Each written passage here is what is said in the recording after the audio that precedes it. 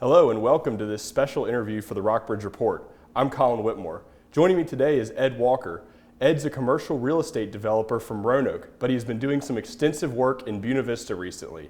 His project is called Go BV, and a lot of folks in the area are really excited to see how this is going to shape the town's future. Ed, the first thing I want to talk to you about is just how you got into commercial development. I know you've done some extensive work in Roanoke. You were a lawyer originally. How did you find yourself in development? Yeah, it was really by coincidence. I was asked by Warner Dowhouse in Roanoke to be the first chair for the renovation of the Grandin Theater in Grandin Village in Roanoke.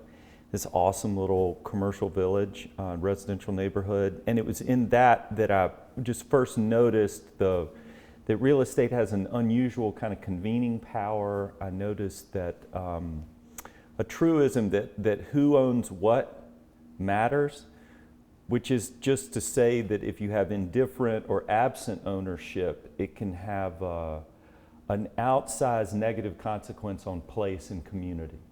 So after realizing that in Grandin Village, sort of one project just led to the other, and I just became increasingly interested in how redevelopment real estate redevelopment can fuel transformation and community fabric. So you can convert a weakness, which is an empty building, into a strength, which is an occupied, illuminated, activated, animated participant in any given community. And so somewhere along the line, maybe 7 or 8 years ago, started working with graduate students in different places on some of this, including at WNL Law School, where I went to law school. And so it's been awesome over the last, I guess, 6 years or so to come up here and spend some time with different cohorts. And for several years, we would concentrate on different places, and then it just dawned on us, gee, we ought to just make the development class an actual funded development team of my company and go try to do some projects. And I think it's the only funded student development real estate team in the country. Wow, that is really impressive. So were they involved with the Roanoke development project a little bit? Can you tell us more about that? Yeah, gosh, when I look back, I mean, those cohorts did all kinds of fun and interesting things. They have worked on many projects and in different aspects of it. So one of the things that's interesting, and it's germane to Buena Vista, is the development process is long. It takes years. And so our project in BV, I guess we are about 15 months into that process, into the development process.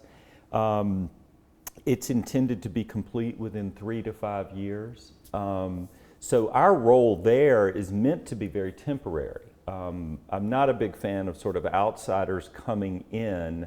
I think what our role, or my role as an outsider, was to simply come in and loosen up the logjam a little bit. Mm-hmm. There were some out-of-town ownership, and we just wanted to aggregate some places and kind of get them back into the market. And I think as the Go BV project says, we're just looking for great people with great ideas. And that's to buy buildings and do something great with them and contribute to the main street, or to lease them, either one. Right. Just as long as they're awesome people with awesome ideas, we're game. Exactly. So what did you see in Buena Vista that inspired you to get involved? Man.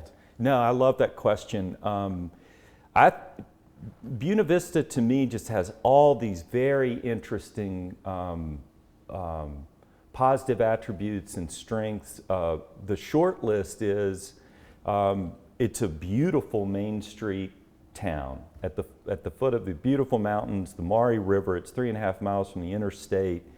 It's near the Appalachian Trail and the Blue Ridge Parkway.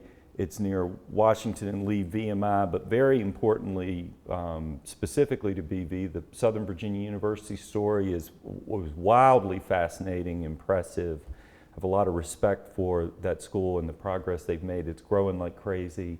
And I'm also a big fan of one that's kind of hidden in plain view over there, which is Dabney Lancaster. We see a lot, work with municipalities all the time, all over the place. And when you have a high-functioning community college presence in a city, it can be really wonderful. There's no substitute for education in a city in terms of the alchemy. So every one-word city you've ever heard of that everybody knows, that's universal shorthand for great, whether it's Palo Alto or Ann Arbor or Austin or Charlottesville or Chapel Hill or Boston is because of colleges. And you really can't, I don't even think you can quantify, I don't think you can put a dollar figure on the power of that.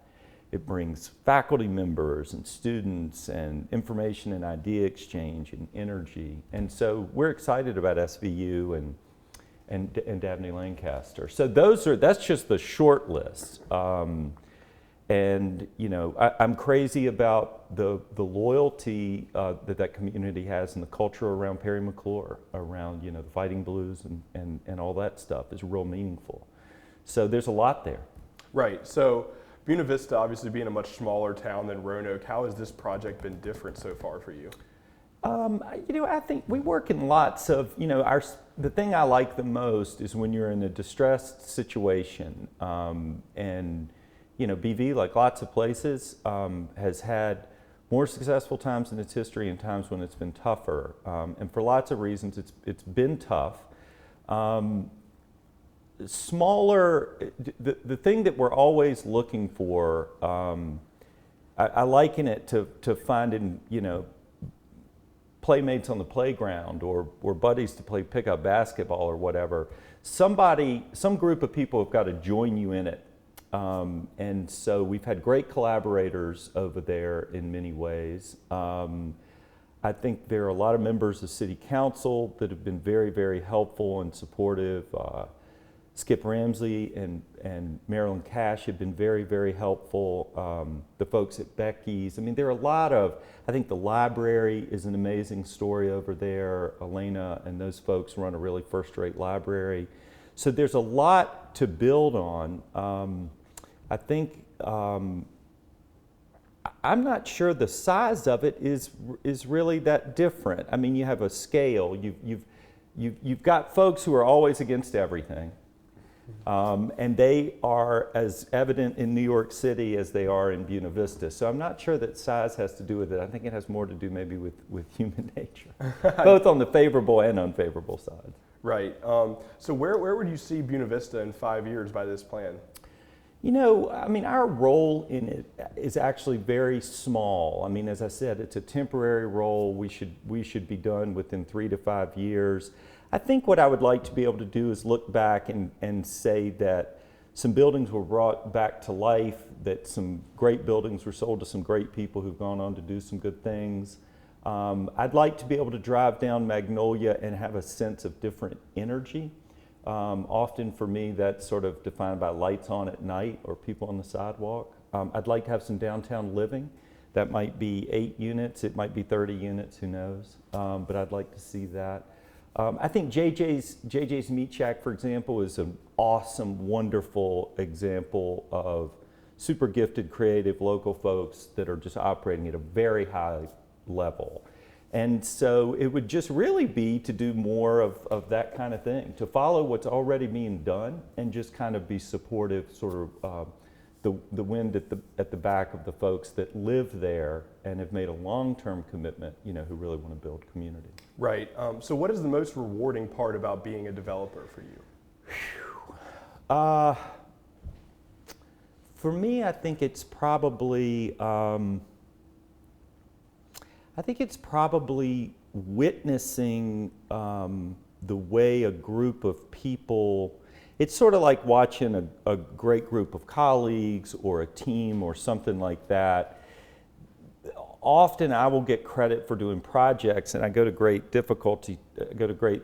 trouble to explain there's so many people involved in trying to get one of these things done. And so there are architects and engineers and contractors and subcontractors and laborers, and I mean the list just goes on and on and on, and then you have to have deeply inspired, clear thinking, analytical, creative local government, city management, code officials. So there's a whole lot. So I think it's probably sort of just the wonder of people pulling together with a greater aspiration and seeing it actually become reality. You know, it's kind of mysterious and alchemical, I think. Right. So I know that the Franks for the Memories building was recently removed. What is the project status right now, and what would be the next step? Yeah, no, that's super fun. I think and first of all, those folks apparently, people love them, and they did a great job. We wanted that site to be a public square. We wanted to begin thinking about the community as having a town square, and it's right across from the library. We are working right now. Some of those buildings really need to be stabilized, so we're putting roofs on and just a bunch of not glamorous work, but real important work. And so we'll keep moving forward. We've got 2 folks who want to buy buildings, and we think they might be a real good fit for the community, so we're working through those processes. Oh wow, that's really exciting. What type of businesses might they be bringing in? Yeah, one would be an education presence, which we'd love to have more of in the town, and the other one would be a mixed use living space and then retail. Wow, do they have a timeline for when they might come in? I would expect those to close probably in January if they're going to go forward. Okay. And then we'll continue to, be working on the, Camelot Theater. We're very interested in trying to be helpful to the creation of a new library. So that'll occupy a lot of time. That's going to be challenging, but really important. So Buena Vista is consuming a lot of your time, I'm sure, right now. Is there anything else on your drawing board, though? Yeah, there's a lot. I think it's my interest in the public service part of this work. So there is no business case or economic reason or money-making opportunity around GoBV or being in Buena Vista. This is an opportunity to attempt to do some good work in a great small city with a group of students and to give them a real front row seat for how to do it. We have our hands full doing some really neat work in Danville, Virginia. That may be the best good government story right now in the state of Virginia in terms of the quality of their city manager, economic development, and city council. And so they're getting a lot of great stuff done. We have our hands full in Salem, Virginia, which is a great little community. And I think honestly what I just described is so extensive in those other places. It's probably 7 years of work at a minimum, maybe 10. So a lot. Right. Well, we'll certainly look forward to seeing how that all develops. Yeah. For the Rockbridge Report, I'm Colin Whitmore.